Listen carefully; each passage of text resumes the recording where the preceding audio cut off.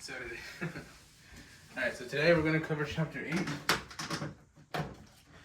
This is the last chapter of the class. Unfortunately, it is packed with a lot of things, so let's try to get a move on. Simply put, today it's going to be going to learn about buffers, about titrations, and then we're going to look at two different special cases of equilibria where we look at solubility and complex ion formation. But let's begin. First of all, a buffer. It's a solution that resists extreme changes in pH.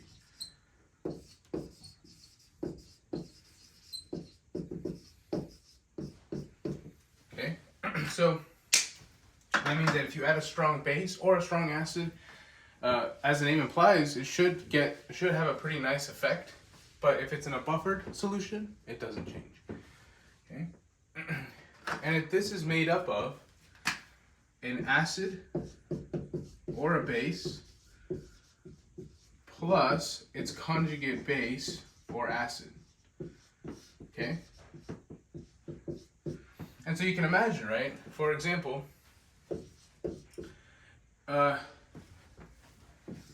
can only be made from weak acids or bases, okay? So strong acids and bases do not have a buffer, or they can't be a buffer, okay? So for example, HF, okay? This is the acid, HF, hydrofluoric acid. What's its conjugate base? F minus, okay? So in the solution, this is a beaker I have, right? I have H plus from my HF, and then I have F minus, okay? Okay. Now let's say I add some OH minus from KOH, okay? And I add it into it, right? What's going to happen is this H here is going to be like, oh, wait a second, there's a base now. So it's going to take an H and this guy, and it's going to form, what's that going to form? What does an H plus an OH form? H2O, water, right? So that's been neutralized, okay? And then same thing for minus. If you add an H plus, let's say from like hydrochloric acid, this guy and this guy will form water. And so that's what a buffer does, is it neutralizes things coming into the solution. Okay? Make sure that makes sense. Okay.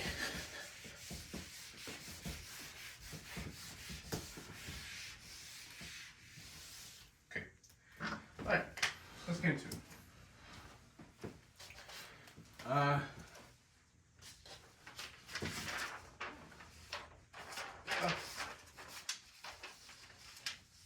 Number one is actually a nice introduction to using this. So number one reads 10 milliliters of 0.1 molar ammonia is mixed with 10 milliliters of 0.1 molar ammonium chloride. What is the OH of the resulting solution? So step one, in this solution, when you get a pH, step one is you write your reaction, right? So in this case, all it's saying is a simple chapter 7 question. Nothing is being added. Nothing is going insane. All you're doing is that you have ammonia and you're adding ammonia. Okay? So this is what Dr. Farhat was saying about common ion effect. So we have ammonia, okay, in water. And that gives us what? Ammonium plus OH minus, right? Because ammonia steals an H from the water, forming OH, okay? But in this case, it says that we have 0.1 molar. This is ice, sorry. We have 0.1 molar, okay? Ammonium, we also now have 0.1 molar. And this all comes from just reading the question. We have 10 milliliters of both. Assume no volume change, okay? Now, if you did have to take into account volume change, right, this would change. But in this case, it doesn't matter. And we still start off with 0 hydroxide. Okay? So of course, because this has a 0, this has to be plus x. Because this is on the same side, this has to be plus x. And because this is on the opposite side, this is minus x. Okay, so at the end we get these for our equilibrium concentrations. Oh, I almost forgot. Okay. Okay, very cool. Excuse me. All right. So, from here, just want to make sure. Okay, from here, they don't specify what K, but do we know what K this is? Yes, so you look at one of two things. Is this Ka or Kb? You ask yourself, is this a base or an acid? In that case, ammonia is a base, so this has to be Kb. Another way you can think of it is what's the product? Is it going to be a OH minus or H3O plus or A plus? Right? In this case, we're producing OH, therefore it has to be a base. Okay, so Kb equals this, right?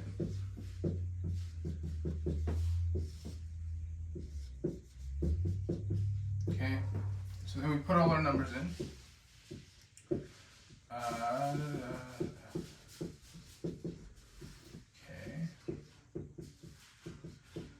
Okay, so far so good. Now, this x is really small, so it's going to be x is small. Similarly for this one, okay? So at the end what we have is 1.8 times 10 to the negative fifth equals 0.1 x divided by 0.1 x. Oops, no x on the bottom, just like that. Okay? Now from here, I mean, hopefully you can see, you can just cross these out. So what does x equal? Well, x, first of all, x is the concentration of hydroxide, which is just equal to 1.8 times 10 to the negative fifth. And that's exactly what the question was asking. All right. Does that make sense, everyone? And voila, that's it.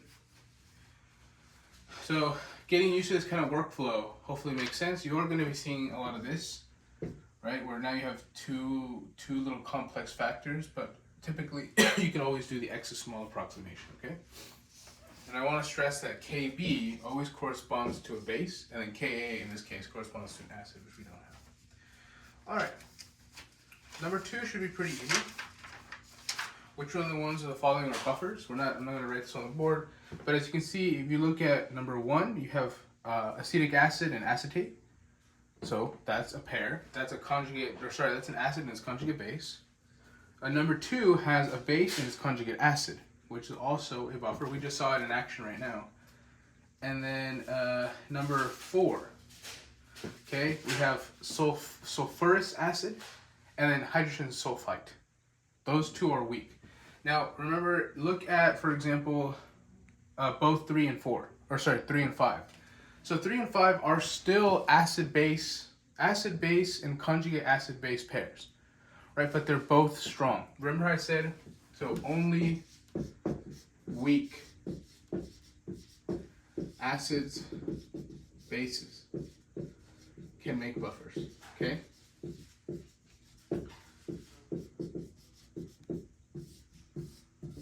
Okay, cool. All right.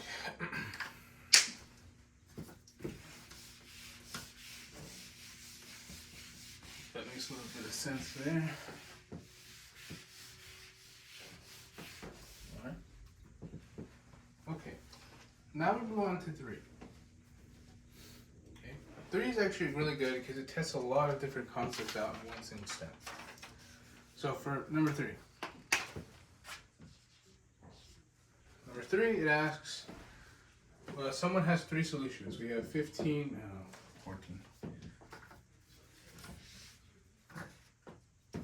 14.5 millimole, 15.5 millimole of formic acid. This is the one we went over in class.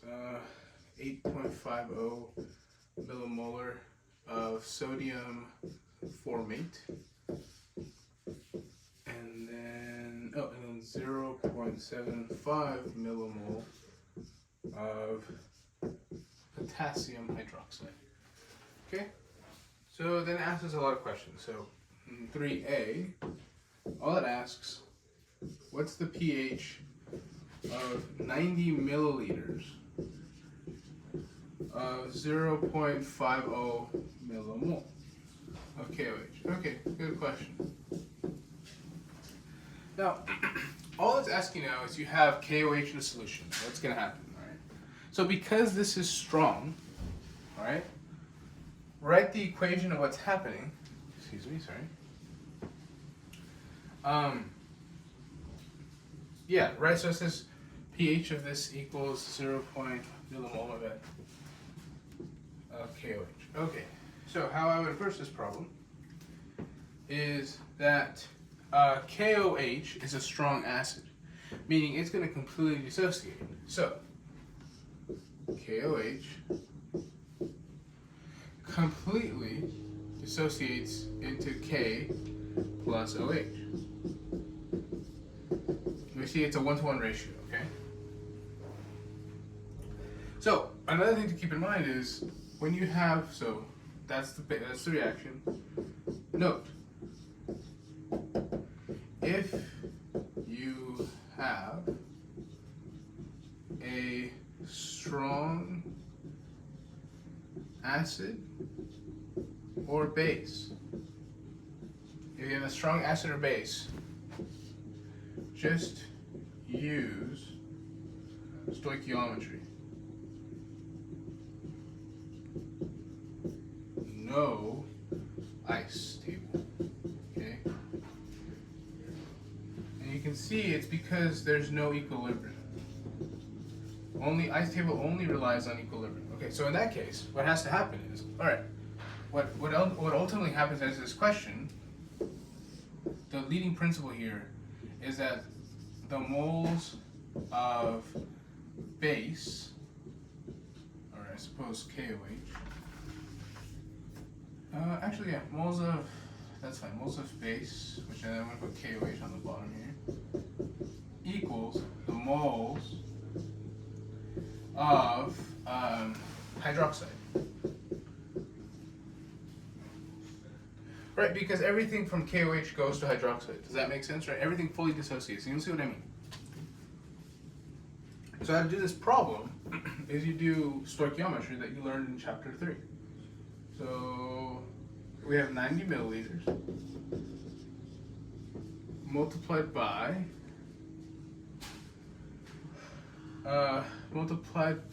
what is the concentration of this guy? Oh, well, that's not a concentration anymore. It's actually a lot simpler than I made it out to be. Sorry guys, a little simpler. Looking back at my work. Okay, so we're given something in millimoles and we have milliliters. So we can actually make the concentration. Okay? We can actually make this concentration like this. And we see that we can turn this into moles over liter. We can do 1,000 millimoles in 1 mole, okay, and then 1,000 milliliters in 1 liter, okay, and then of course that actually gives us the exact same answer, which is why it was a little confusing at first, but we see that we can get 0.5556 molar of KOH, right? Because that's what we're given, right? This is all KOH. Okay, so now we're here. We're at that kind of molar, right? Great. So in that case, we can go 0.005556. We can do that, sure.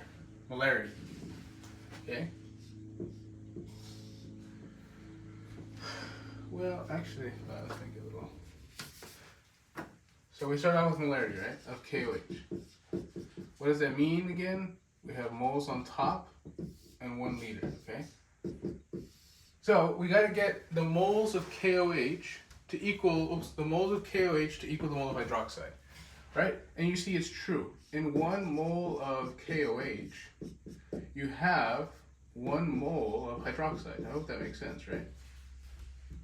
Right, from your equation, it's a 1-to-1 ratio. And then, obviously, it's the same number, but just to make sure you understand, okay? And bam, you got yourself your molarity. So what's really cool about strong acids and bases is that you can just use simple stoichiometry and get the same numbers, okay? From here, not to belabor the point, we use our POH definition, like this. We'll put that there. Okay, POH then equals 2.251, but we're not done, it's asking for pH. So pH then must equal 14 minus 2.251, which then gives us what? 11 point something? 11.74. Okay? And voila. You're done. Does that make sense? Okay, so that's just A.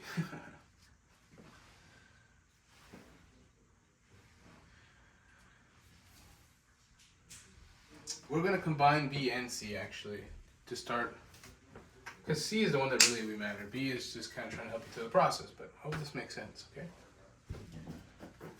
One more time before I erase. Actually, I'm going to use this one. Yeah, use that one.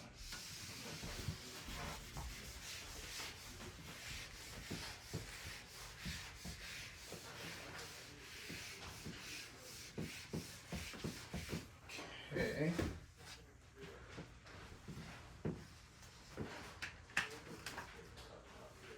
All right, 3C.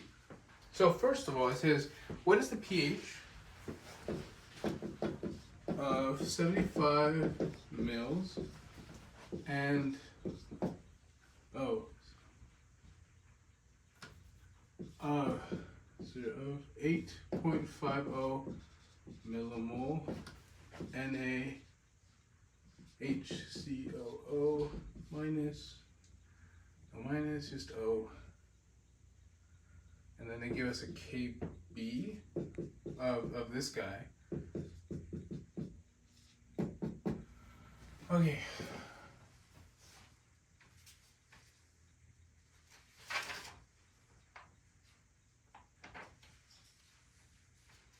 Oh. Yeah, that's I won't do C. D was better. Anyway, regardless. Okay, so C. The first thing you want to do for any of these kind of problems at this point is, number one, write an equation. Okay, write an equation. So, let's write an equation. I do want to take a little bit of time here to say something about this guy. Okay, so this is actually, yeah, this is formic. This is formate. But this is formate, or this is sodium formate. But we can tell, right? Okay, so this has no charge on it, right? But we do know. We have to ask ourselves: is this present in solution? Or is this present in solution? Because Kb, all it's asking for is it's the Kb of this. Okay? Not this. So what happens? This is a big mistake that happened on the exam. On the exam, you had something that was X, like I forgot exactly what X was, but you had XCl. Okay? What that's telling you is that you can break down X and get X plus and then Cl minus. Okay? But remember from chapter 7, we were talking about, okay, what ions actually play a role in the acidity and basicity of solutions. Remember, Cl minus, okay, is the conjugate base of HCl.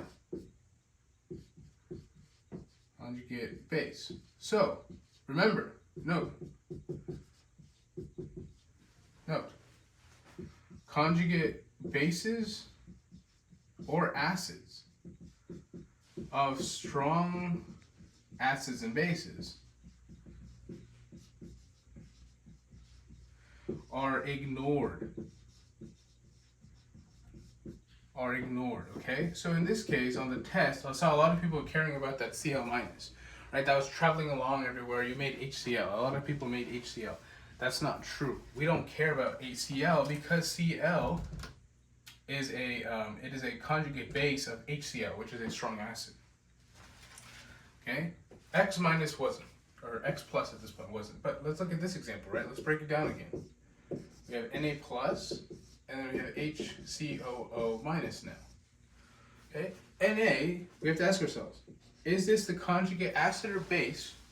Right, we saw that acids have a plus sign. Okay, so this is clearly an acid. But is this, so we ask ourselves, is Na plus a conjugate acid of a strong base? Well, let's look. So Na is plus, so Na can only, so Na has two options. Na and Na plus and H plus? No. Well, how about Na plus and OH minus? Yes, and that creates what? That's NaOH. Is this a strong acid or a base? Right, this is a conjugate acid of a strong base. Therefore, what do we do with these guys? When they're conjugate acids of strong acids or bases, we ignore the Na. That Na is gone. So all that we're really looking at, right, if you could think back to your days of net ionic equations, the only thing we care about is this guy, right? I just want to take some time to do that. So make sure that all makes sense. I'm going to erase so that we can actually start on the problem. Okay. Alright, so we just learned that NaHCOO is really just HCOO minus. That's the only thing we really care about. Okay, we put this in some water. We get our little equilibrium on. Okay, and what happens? Since this is a base, it steals an H. So COOH plus OH. Okay, cool.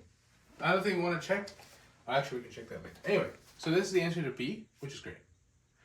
Okay, now it's asking what is the pH of a 70 milliliter solution of 8.4 millimole of NaCH. Okay, so we need to find, it's ice table. So we need to find I. This doesn't count, right?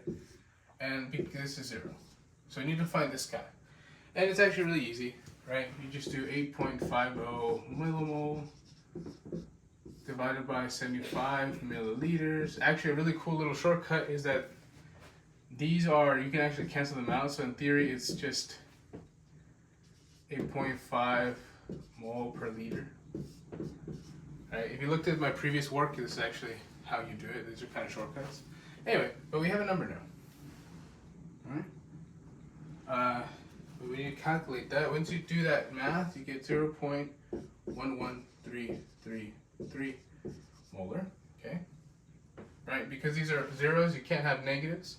So x plus x, and because this actually has a little bit of things you can subtract, that makes sense. Okay, okay, okay. Alright. Now, let's make the K expression. We have OH minus.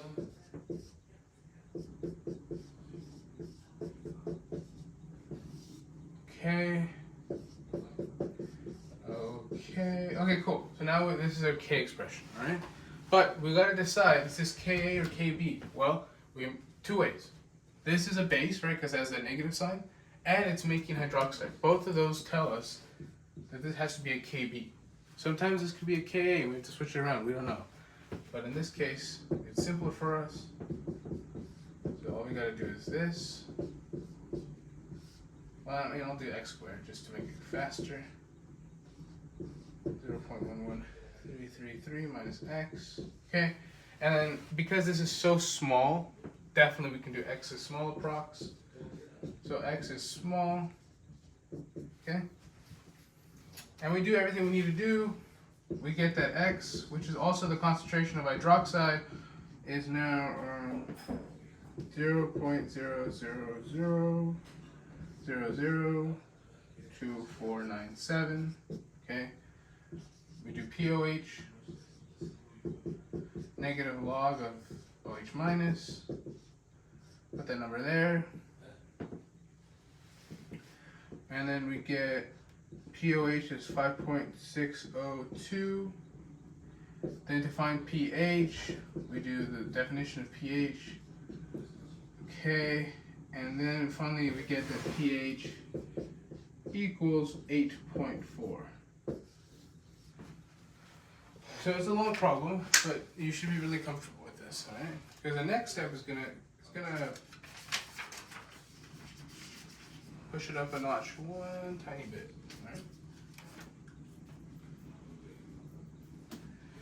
all right? All right.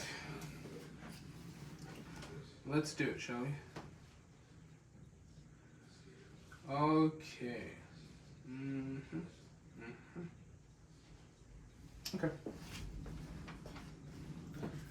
So this is a nice problem here. We'll keep this actually. We'll keep the equation up, but now for part D, it is going to be a little different now. All right? I will keep that. We'll basically keep that. Except D now. D, you have 75 milliliters of this, plus you have now 14 millimole of your formic acid. Okay. All right. So now you must be willing to say, or sorry, it must be evident that this plus this is what? That's a buffer, which is great because that makes it easier. Okay. Wonderful. Okay, so you have a buffer now. So again, you want to write down the equation that's happening. Okay, in this case, nothing is being neutralized, so we don't have to use any other table. All we're doing is we have we have some reactant and some product, and we're going to see how the equilibrium shakes out, all right? So this we already calculated from the last problem. This was what? I already forgot. All right. 0.11333 molar. This is irrelevant. Put our little ice down here. Okay, cool. So we already calculated this. We know this is going to be 0, right? Because no reaction has taken place yet. But now this, we do actually have to do a calculation. Okay, so we're given that it's 14.5 millimole divided by, again, 75 milliliters, which is then just 14.5 mole over 75 liters. I just want to make sure I'm getting this correct. Yeah, I forgot the 0.5 over here. Okay, anyway. All right, cool. And then when we do the calculations, the molarity is, or sorry, the concentration of formic acid is what? Okay, this is 0.1933. So now we have 0.1933 molar. All right. Okay, now we can do, actually, since this is asking for what, the pH? The pH, we can do exactly what we did in the last question. We can. Of course we can do that. We can do the whole minus x plus x, right? We can do all of that. Or, since it's a buffer, since we are in a buffer,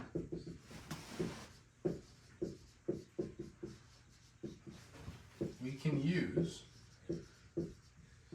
the Henderson-Hasselbalch equation. Really long here. Okay, this is important. You can only use a shortcut if you're in a buffer, and you're going to see what that is right now. Okay, so I'm going to erase most of the ice table to give us room, but these two numbers are important. Okay, so since we're in a buffer, we can use the HH equation. What is the HH equation? So I'm going to call it the HH equation, or the Henderson-Hasselbalch. Okay, it's that the pH of anything equals the pKa of that buffer system plus the log of the quantity.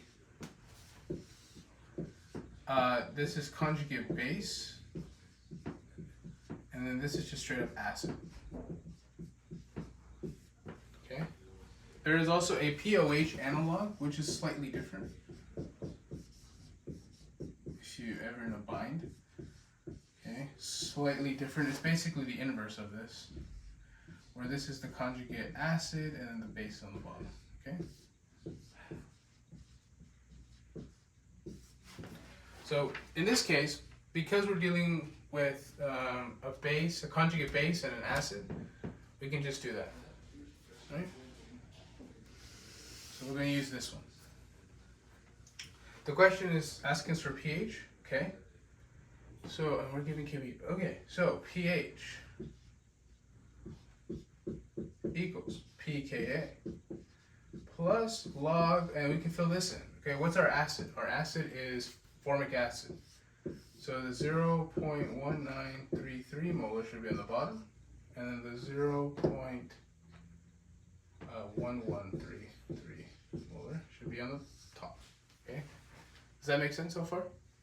Now we need to find our pKa. We have Kb, so how do you go from Kb to Ka? Well, we gotta go do this. Kw equals Ka times Kb. Okay, Kw being the auto-ionization constant, which is 1.0 times 10 to the negative 14. Okay, and so when we do this we see that Ka. Where's Ka? Oh, they give you the pK already. I'm sorry. And this part of the problem, they already give you the pKa, which is funny. The pKa here is 3.74. Okay, so, and then in that case, because that's already given to us in the problem, we just do that. So then the pH simply just equals this quantity, which is 3.51, which is, right? So remember, when you're in a buffer zone, you can use the Henderson-Hasselbalch, okay? Only in buffers. And we'll see a time where you can and can't use it too. Your homework from the textbook also has beautiful problems regarding this. Okay? Now E is going to be fun, because E is where it's going to matter now.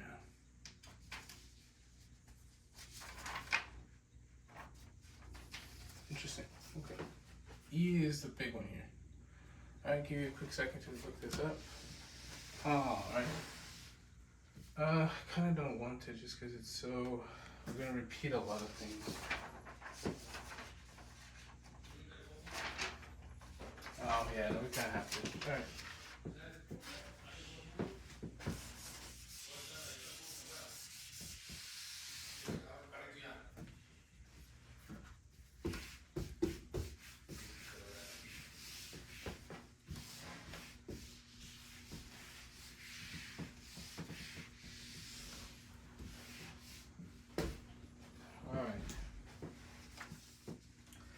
So in E, the first thing you should realize is that you made, so for E, take solution from part D and add something. Okay, and add, let me look what it was.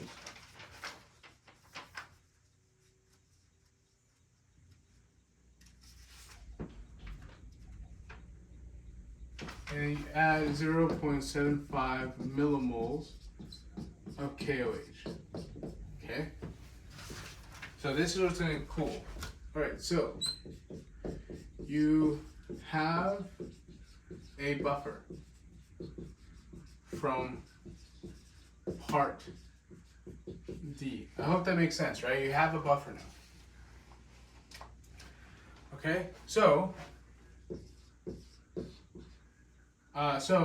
we expect KOH to be neutralized. But how do we know? Well, we have to prove this mathematically. So for buffers and titrations, you have two parts. Part one is complicated. Part one is find moles of everything. Find moles of everything. Then you have something called the neutralization reaction, which you'll see what that means. And then finally, you're going to create something called a Baca table. And then, let's say, make Baca table. The Baca table. Okay? So there's three steps. find the moles, make a reaction, and then make a table. Right? This is not the same as an ice table, by the way. So step 1. Well, let's find the moles of everything. Lucky for us, we actually do know the moles of everything,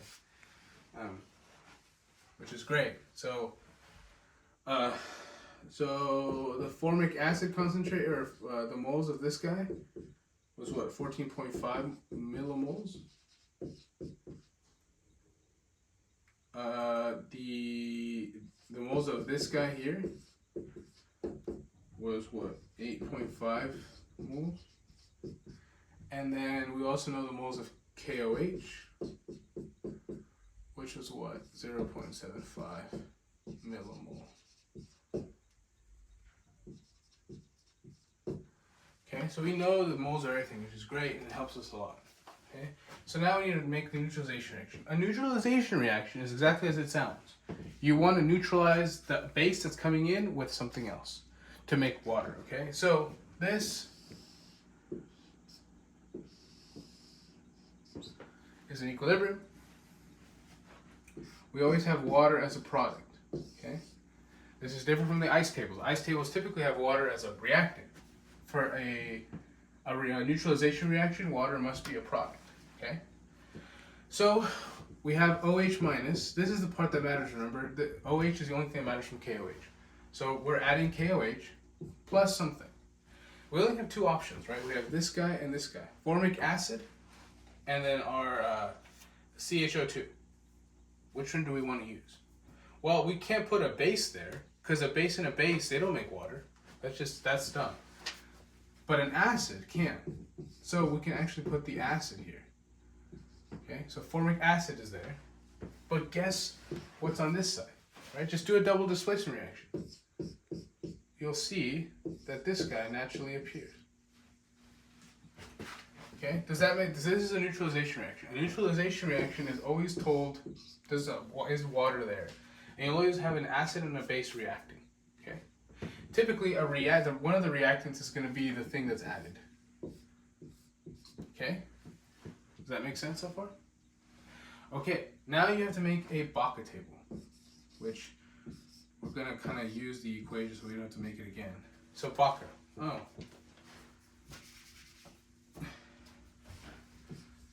let's just do it on the side over here really quickly. Okay, so Baca means before. This is before addition.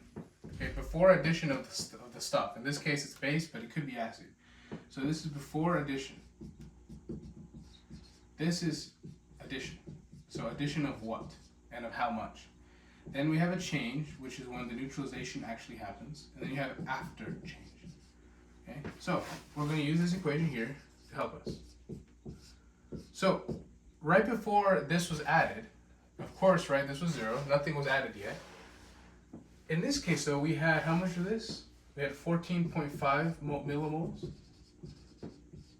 And then water doesn't count again. But for mate, we had what? 8.50 millimoles.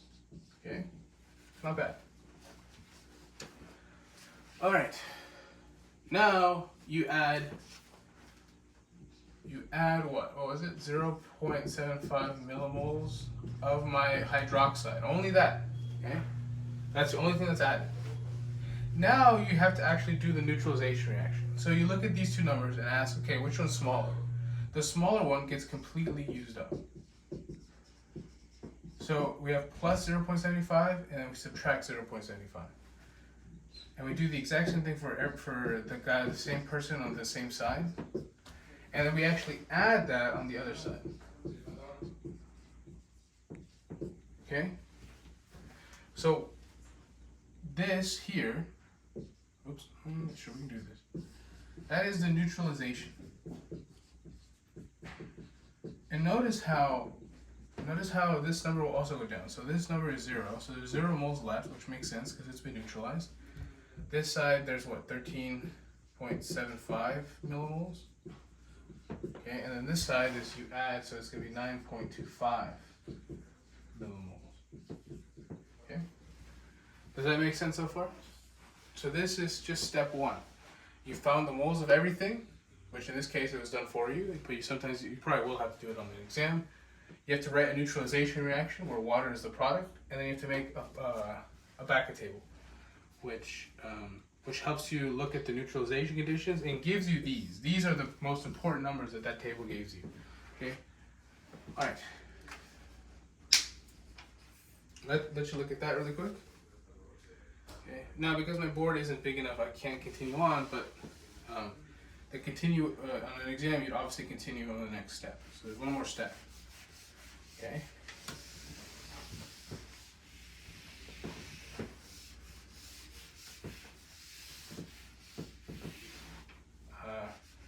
And then part two.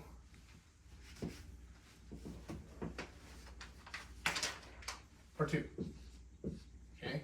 You want to find the new concentrations. Find new concentrations. I'm going to call this write an ice equation, which is exactly what you'd expect to see on an ice table, and then make ice table. Okay.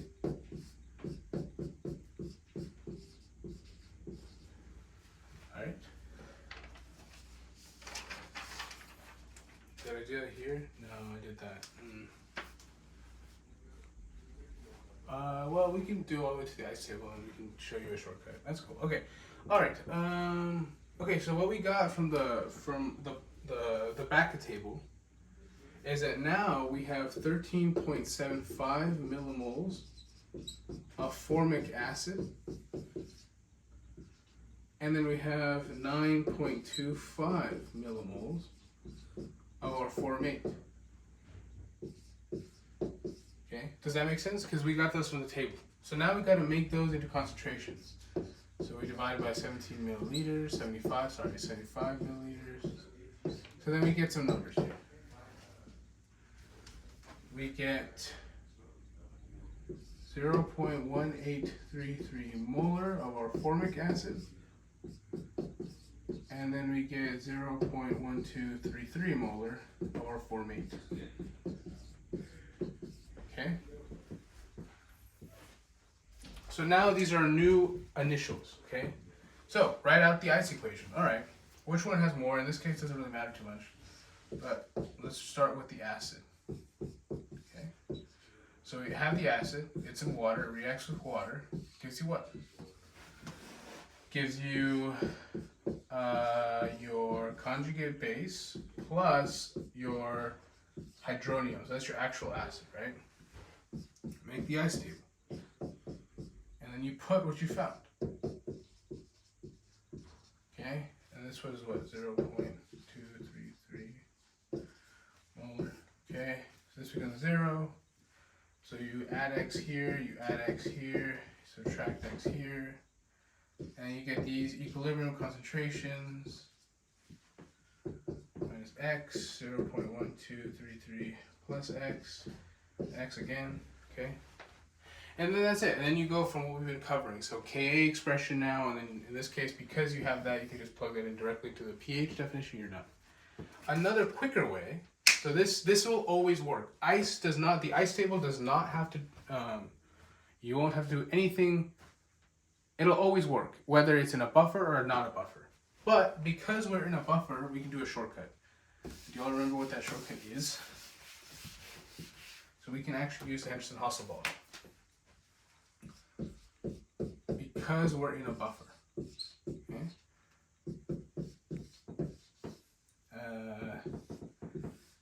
And then you have acid and then conjugate base in this case, okay? So, and I think I already did give you, so that we know that what the pK is, it's what, 3.74? This came from the problem. And then we just fill this in. So our conjugate base is this guy, so it's 0.1233 molar. And then this guy up here is what? 0.1833 molar. Okay. And we see that the pH is 3.57. Okay. So this two-step process, part 1 and part 2, you're gonna see over and over and over again, okay? But you'll see it again in a little bit actually. But yeah, does that make sense? All right.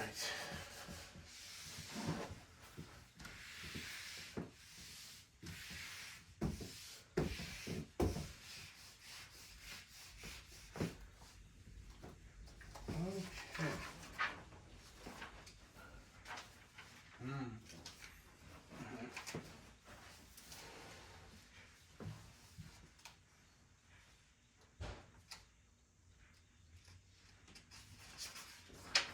Yeah, we'll keep going. We won't do number 5. Number 5 I think is pretty easy. You guys can do that on your own. Number 4, really quickly, if it asks you for buffer ranges, right? So the buffer range is, I'd say, the range of pH units where the buffer exists. Okay, so if you go out of these units, you're either too basic and your buffer can't really help you, or you're too acidic and also your buffer can't help you. But the buffer range is just, it's plus or minus 1 pH unit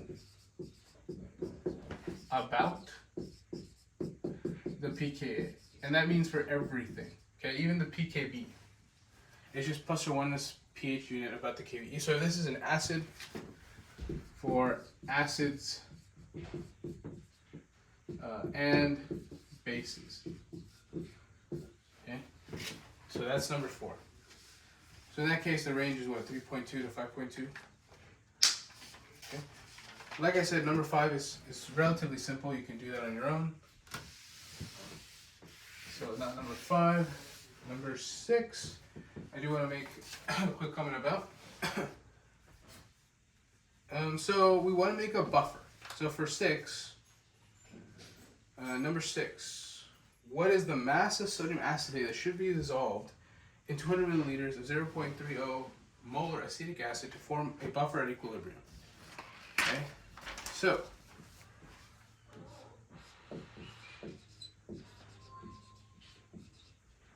how much sodium acetate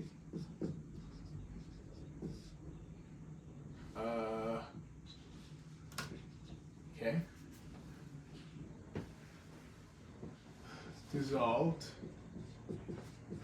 in 250 milliliters of 0.30 acetic acid to form buffer to make pH 5 buffer. Okay, so first things first, when it's a buffer, what should we use? Well, when it's a buffer, what we can use is a Henderson-Austin polish. And even better, because it already gives us one species, remember that log factor? It tells us a ratio, which is perfect. So the pH, ultimately, is 5. I think it gives us the K, doesn't it? Yeah, it gives us the K of acetic acid. Okay, hold on. Okay, but you also have to know that this is acetic acid on the bottom, right? Because that's the acid. And then acetate is the conjugate base. Okay, so pKa, it's just negative log of the Ka. It's pKa. And in this case, the Ka was what? I think it's like 1.8 times 10 to the negative 5th. Okay, so the pKa then equals 4.74. Okay, so pH 5, 4.74 plus log of all this mess. But we see here that we can fill in one more thing, 0.30 molar. Okay, does that make sense? And then we don't know what acetate is, so we're going to press an X there. Okay, so far so good.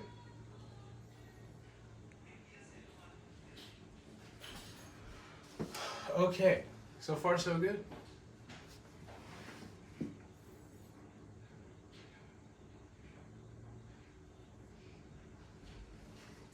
So we could do this. So we get 0.2553 gives us the log of x over 0.30 molar. Okay.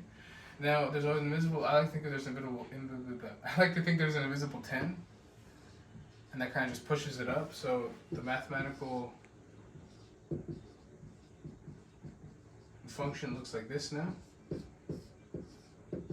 Okay. And so then we get that x equals what? 0.54003 molar. Acetate. This is acetate now. Okay. Right. So now we have a molarity, which is awesome, but that doesn't answer the question how many grams. So we have to do just regular old exam stuff, exam 1 stuff. So it's asking in 250 milliliters, how much mass do we need? Well, we do 250 milliliters. Multiply that by the new concentration we just found. I'm just going to do that. 1,000 milliliters, okay? Okay, so far so good. Oh, it's not molarity, it's moles actually in this case. Okay. So then how do we go from moles to grams? The molar mass. But remember, actually, let's just do that too. So this is moles of acetate, right? We also have to take into account that in 1 molar, or for 1 mole of acetate, how many sodium acetates can we make? 1 mole of Na acetate. Okay, so far so good. And then from here, how do we go from moles of sodium acetate to grams of sodium acetate? Well, 1 mole of NaAC, which is, we need the molar mass now, which is 82.03 grams. And when you do all the math, you get 11. So 11 grams. So it's not too bad, but you can use the Henderson-Hasselbalch equation to find stuff like this. I do this all the time in my research. That's 6, right? Okay. Alright. Very cool.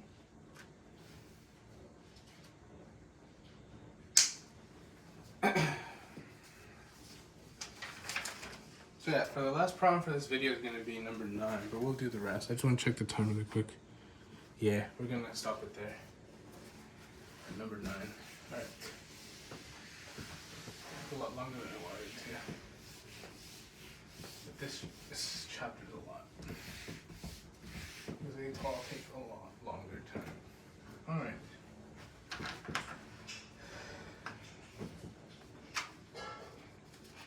Alright, number 7, really quickly.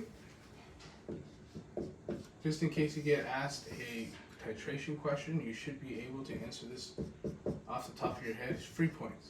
Right? In this case, we have, okay, we have a polyprotic. Actually, we have an extreme we have a triprotic. We have H3PO4. Okay, phosphoric acid. So phosphoric acid, every H has a midpoint and an equivalence point. Okay, so in this case, it's asking us find pKa2. Right? So because this is an acid, we start here. Right? So what have we learned in lab? Whenever it's horizontal, those are midpoints.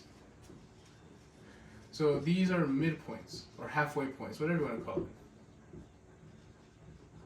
Okay? And these guys here, what are they called? They're equivalence points, okay?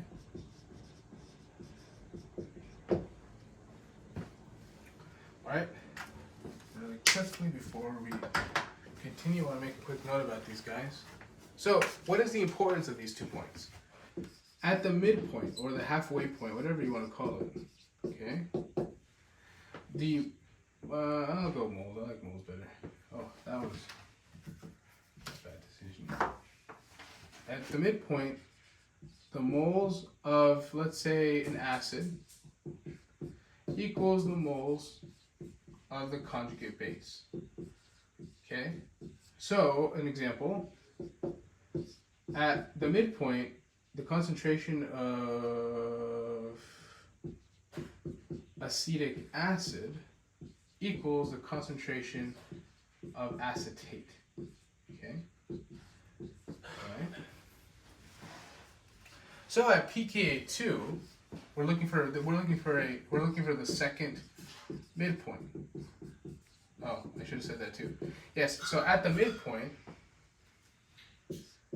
the pH equals the pKa, right? And so that's where this kind of knowledge is where we're trying to look for the second midpoint. All right, really quickly though, also at the equivalence point, equivalence point, the moles of an acid, or I want to use some vocabulary you should be familiar with. The moles of analyte, which can be, well, it can be acid or base, equals the moles of titrant. So, for example, moles of acetic acid again equals the moles of, I don't know, KOH. Okay. All right, so all it's saying is look for the second midpoint. So that's midpoint 1, right? Because it's an acid. So the midpoint is just up here. Okay. And then if you start as a base, you'd start up here. Or actually, it would actually look reverse. It would look like this. It would be reversed, right? Because the initial always starts up here if it was basic. Okay? All right. So that also answers 8. At the, what is the most correct description of the solution at the midpoint? It's A. And where B plus equals BOH. Okay? In that case, you had a base and then a, or no, you actually had a conjugate acid and a base. Yeah, you have both. Okay. So that's 8. So now let's do number 9, which is the most, probably the most important one.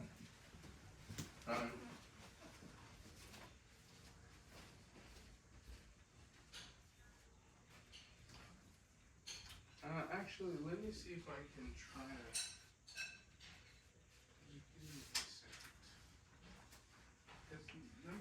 That number's great, but there's, I can get one from the practice exam. Sorry, from the textbook.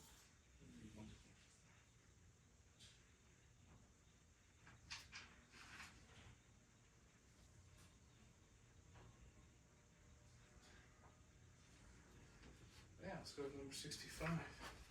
Okay.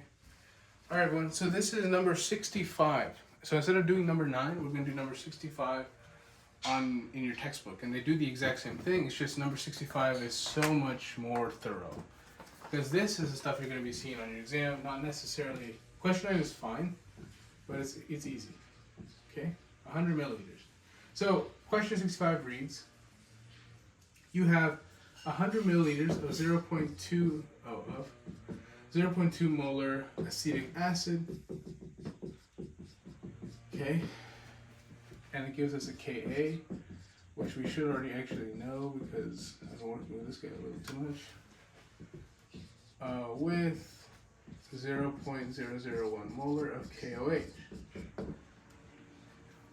Okay. Then they want you, for every part, they want you to calculate pH of resulting solution after KOH is added. All right, cool.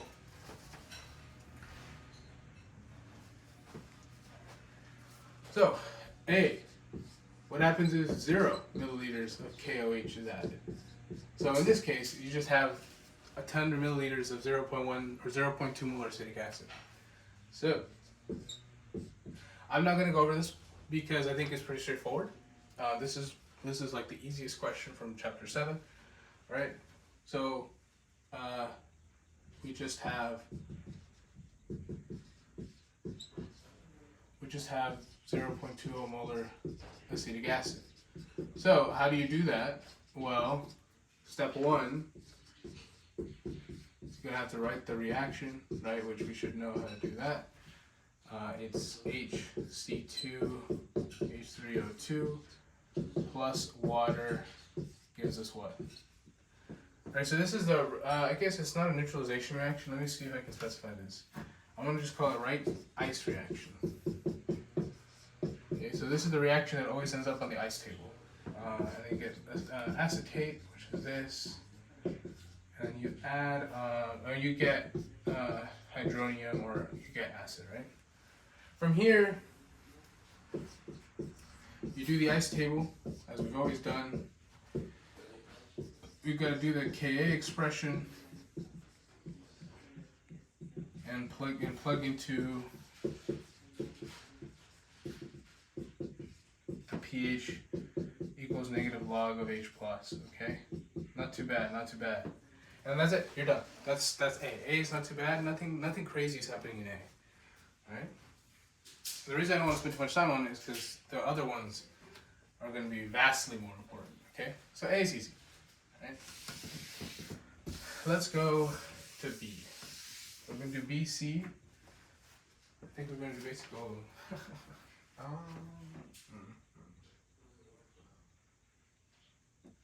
Quite possibly all of them? Okay. Oops.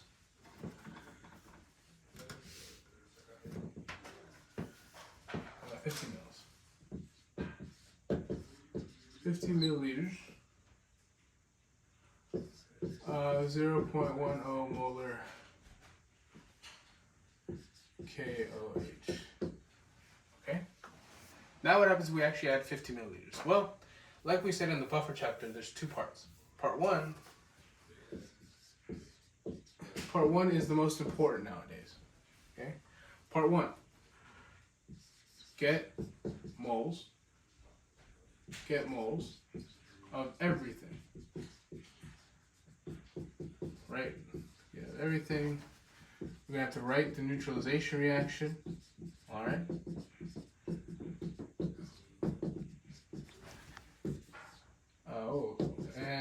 And do the Baca table. Okay. So as you can see, buffers and titrations have the exact same steps. It's just different things that you're doing. Okay. So in this case, we have to first find the moles of everything. Okay. Actually, yeah, we can. Well, it's actually, and these two things you can swap. It doesn't really matter. I guess I'll just find the moles of it first. Okay, so for KOH, right? We only care about the OH minus.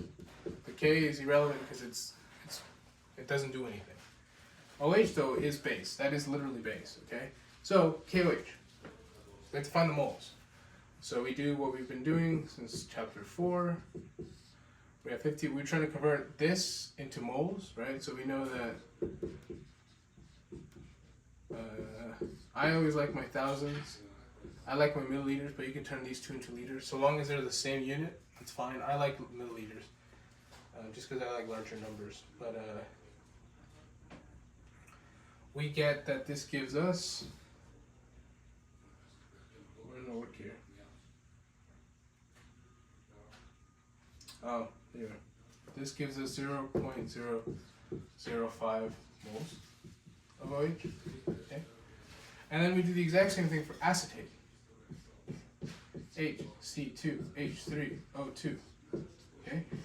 This is from the problem. We have 100 milliliters times 0.20 moles in 1,000 again. Then we get 0.02 moles of this time acetic acid. Okay. So far so good. We have moles. Now we can write a neutralization reaction. What happens in a neutralization reaction? H2O is a product, okay? So I always like to put what we added. So the first thing we added is OH minus. Great. So out of these two, what's the only thing that can combat OH minus? Well, we don't have any acetate. We only have this thing, so that has to be next. And it makes sense, right? Because how do you neutralize a base? You have to have an acid. All right, not bad. This is now in equilibrium with water. And now we finally do get some acetate. Okay? Nice? So that's the neutralization reaction. Okay, so now we make the Baca table here. Okay? So we just put down before, what happened before we added this? The only thing that was there is that we had 0.02 moles of this guy. Okay. So let's cross this out so we don't get confused. Nothing too crazy. Now what did we add? We added 0.005 moles of this guy. Okay, cool. Alright, now what happens in the change? Well, which one's smaller? All that OH that has what added has been eaten up by this guy. So now we do the neutralization reaction, okay? But you know, in eating this has also become water. So now you also have to subtract 0.05 moles from this guy. But on the other opposite side, you actually add 0.05. Okay? So this becomes 0. This becomes 0.015. And then this becomes 0.005 moles. So nothing too crazy, right? Cool? Does that make sense? That's part 1. Part 2 we already talked about as just the ice table. So as long as you understand though, this is part 2. Okay? Alright, notice now how there's a lot less, or there's much fewer moles of the base that was added to this. This is going to change as we go further into the problem, or as we look at other parts of the problem, okay? Alright. This also tells you, just in case, we're not going to do it the shortcut way here, but we have a buffer. So what does that mean? We can use the Henderson-Hasselbalch. I'm not going to do it this way. I want to show you the guaranteed way to get right every single time, regardless if you have a buffer or not. This ice table method will always get you. Okay, so good? Okay. So we're going to have to move on to the next step, but my whiteboard isn't large enough. Oh, I should have deleted that part.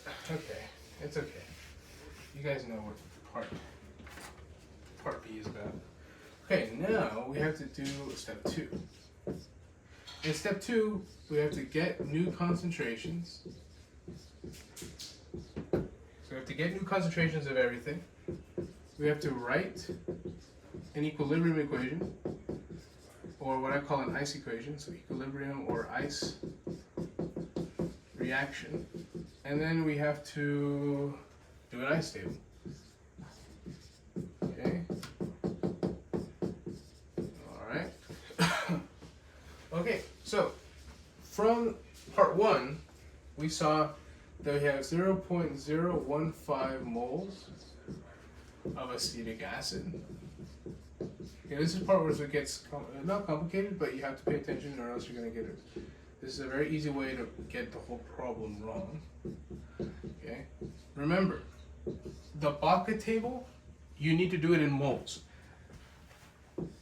Only in, and then the ice table is only in molarity. 2 different things, right? So we have moles. So we need to convert the moles we have into molarity to use it in the ice tables. So we multiply that, or we can divide it. You know what? Let's just divide it by volume. You can multiply it by the inverse of a volume, or you can just straight up divide by a volume. But the question is, what is that volume? Well, it's not 100 anymore, because it's 100 plus, in that case, I think you also added 100, right? You added 50 of the base. So you have 100 milliliters from the original solution plus 50 milliliters from your added base. So this is from added base, and that's your original. Okay, so your whole number is going to be different. And then the same thing here, but of course it has to be in liters, so I'm just going to go straight to liters here. Okay, and then you get some numbers here. This one's going to be 0.1 molar, and this is going to be 0.33 molar. Okay, so far so good. Now we can write an equilibrium reaction. So what's happening? Well, we have some acid reacting with water. So typically in equilibrium reactions, water is a reactant. That gives us H3O plus, and then it gives us some acetate. Okay, so we do our ice. Right? Okay.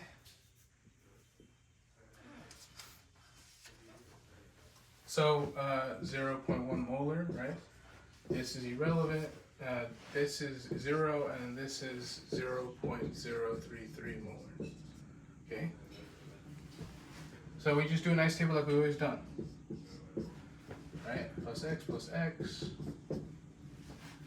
Don't be afraid of getting these complex expressions. It's fine. Okay? Nice. And then we do what we've always been doing, okay? So now we put this all in a Ka expression, which we already have Ka, which is great. So 0.1 minus x times 0.03 plus x, okay, cool, all right? And now we're looking for x because that's what we want. We want the pH, right? We want the pH. So we want x. Luckily for us, this can be approximated, or well, both of these, sorry, can be approximated. X is small, which leaves us in an even simpler expression. Times x divided by 0.1. This is what 1.8 times 10 to the negative fifth. X then equals what? 5.4 times 10 to the negative fifth. You plug this into your pH definition, negative log of H plus. And then pH equals what? 4.27. Make sense? Okay, so at the end of the day, you need both of those steps. You need step 1, I want to call the Baca table, or I just call the Baca step and the I step. And they both matter. All right. Letter C, part C. Do it the exact same way, or you can use a Henderson-Hasselbalch. And the way to use the Henderson-Hasselbalch is using these numbers here. So, as we said, right, the pH, we're trying to find the pH, right? We're trying to find the pH. We just need the pKa, which is like 4.74, I think. And then just do the plus the log of 0.033 divided by 0.1. That's it. That's how you do this problem in a shortcut. I just wanted to make you do this way, because this way will always work. And this way, the Henderson-Hasselbalch way, will only work if you have a buffer. And so part C, you will have a buffer, so that's fine. Part D, you will still also have a buffer. So part C and part D, you can use either this longer step or the Henderson-Hasselbalch, and you'll be fine. Okay? It does get a little weird when you go to part E. I think it's part E. So part E and part F, you will not be able to use the Henderson-Hasselbalch, because those are two special points. So D is good. Okay, E. E, now what? So now we add 200 milliliters of 0.1 molar KOH. So we add a good amount. The question is, what happens? So, like I said, step 1. So I've been talking for a lot, but this is the last 2. Step 1. Just want to make sure my phone's okay. Okay, yeah. Okay, step 1, like always. Find moles. You want to find moles. You want to write the neutralization reaction.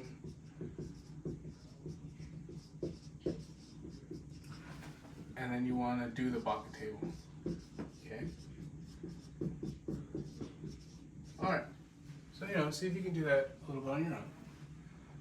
So keep practicing. Okay, so now I want to just find the moles first. So let's find the moles for our acetic acid, 100 mils times 0.2 moles in 1 liter. Oops, well, it has to be 1,000 milliliters. Yeah, those 2 units have to match. You get 0.02, which is cool because that's exactly what we found for part B as well. But yeah, I just wanted to calculate this again. And then for my KOH,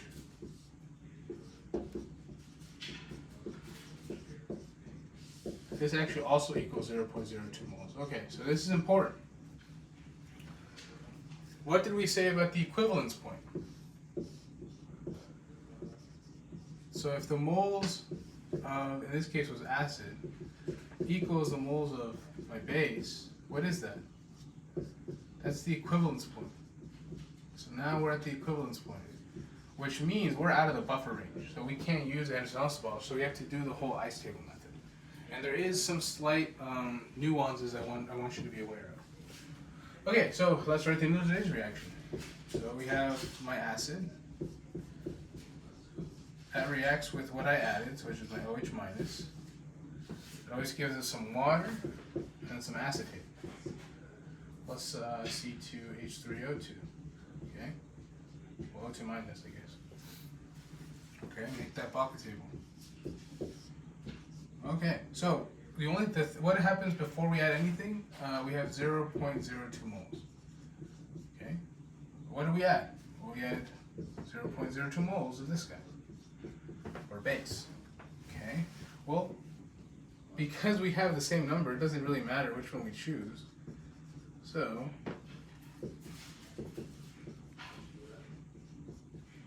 and since these are minus, you have to add 0.02 moles on this side.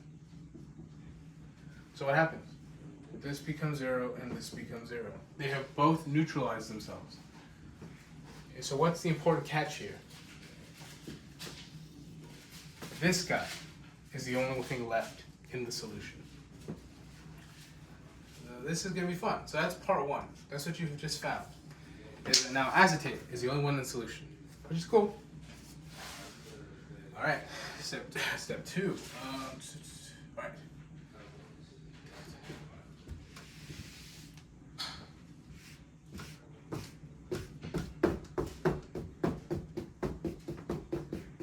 Sorry, now it's just pointing out that way. Okay. Step 2. Find new concentrations of anything you found from part 1. Find new concentrations. Write ice equation.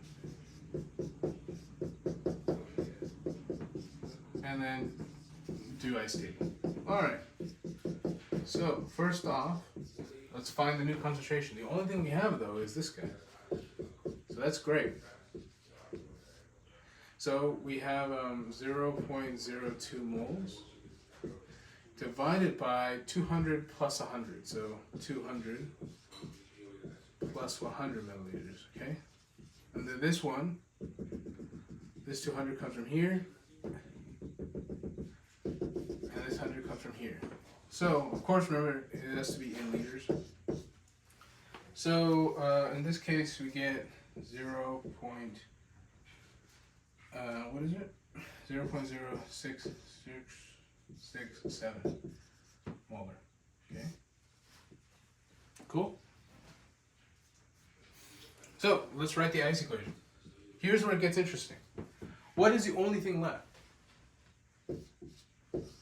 Only thing left. So this has to be. So it must be the reactant. Okay? It has to be. So if this is the reactant, this reacts with water, right? And what do we get? Well, we get some OH minus because it was a base, plus some acetic acid. So here's a few things I want you to mention. This has changed. This is different now. All the other ones will have acetic acid as the main reactant, but in the equivalence point, that's the only thing that's left. So this has to be a reactant, okay?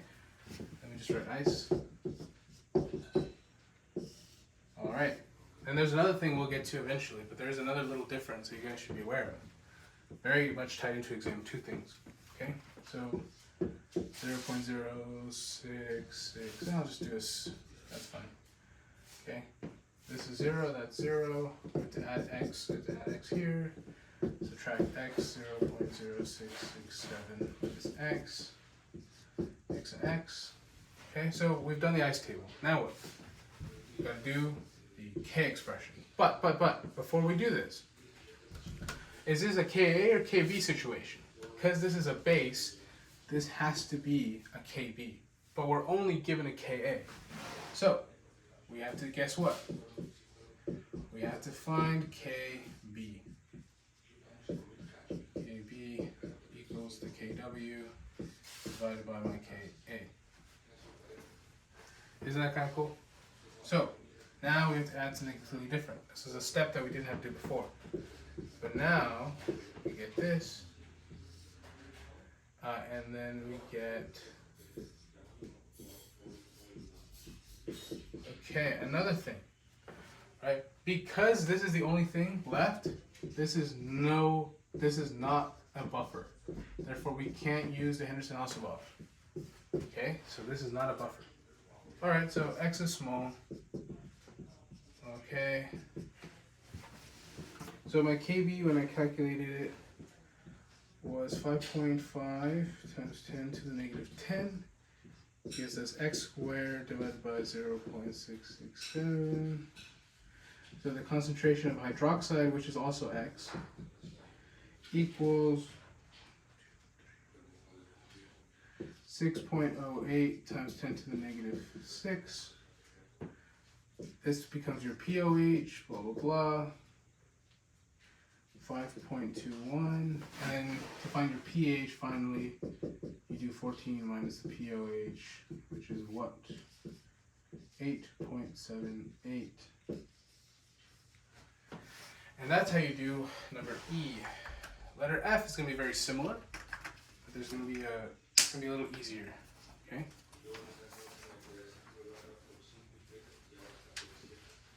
And I promise it's the last one. Okay. F. All right. Does E make sense? I am tired of talking. I'm talking too long, over an hour.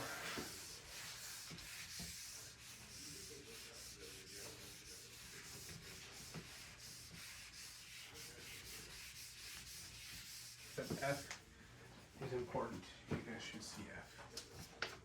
Oh, I deleted it.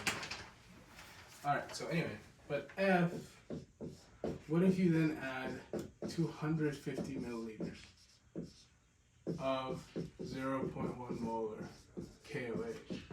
So you should know from part E that we're now beyond the equivalence point. Okay? So again, step 1.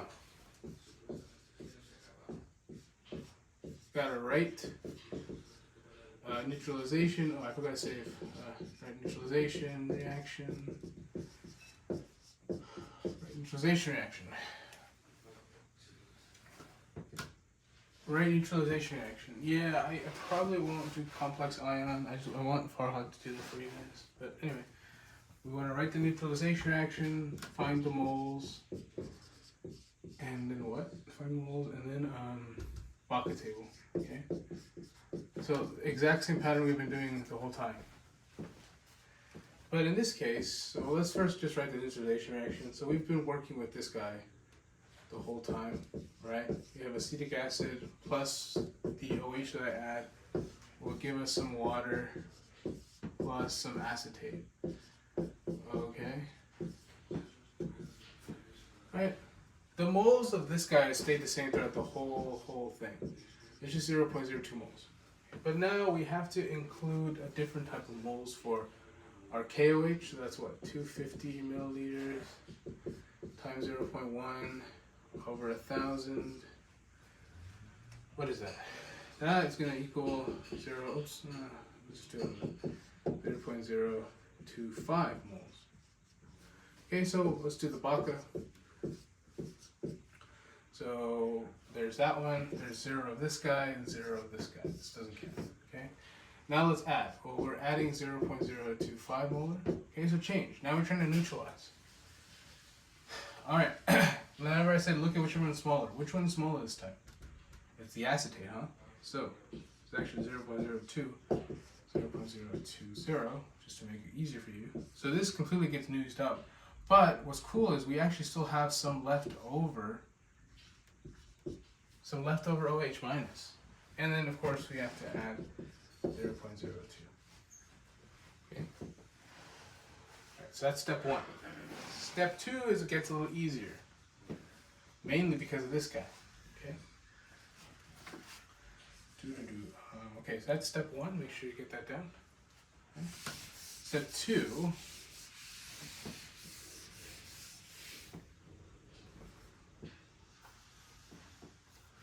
we have two things now. We have 0.005 moles of excess OH minus, and then we also have 0.002 moles of acetate.